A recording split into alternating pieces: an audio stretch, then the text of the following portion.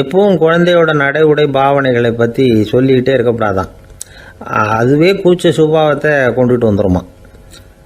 அப்பா எங்கேன்னு யாராவது கேட்டால் இது மாதிரி இன்ன காரியத்துக்காக வெளியில் போயிருக்கார், இத்தனை மணிக்கு திரும்பி வருவார் அப்படின்னு சொல்கிற அளவுக்கு குழந்தைகளை பழக்கப்படுத்தி வைக்கணும். ஃபோன்லேயே யாராவது விசாரித்தா கூட இது மாதிரி பதில் சொல்லு அப்படின்னு சொல்லணும். சின்ன சின்ன மீட்டிங்கில் 4 வார்த்தை பேச தயார் பண்ணலாம். ஒரு கடையிலையோ அல்லது ஹோட்டல்லையோ ஏதாவது விவரம் கேட்கணும்னா உங்கள் குழந்தைய தைரியமாக அனுப்புங்க. குழந்தைகள் பணிவாகவும் பொறுமையாகவும் விவரம் கேட்குறப்போ கூச்ச சுபாவம் தானாக போயிடும். சின்ன வயசுலேயே இப்படிலாம் பழக்கப்படுத்தினா தான் வருங்காலத்தில் தைரியமாக இந்த சமுதாயத்தில் வாழ முடியும். இல்லைன்னா 60 வயசுலேயும் அடுப்பங்கரையை விட்டு வெளில வர்றதுக்கு கூச்சப்பட்டுக்கிட்டு தான் இருக்க வேண்டியிருக்கும். இந்த காலத்து பிள்ளைங்க எவ்வளவோ பரவாயில்ல, எதுக்கும் தயங்குறதில்ல, கூச்சப்படுறதில்ல.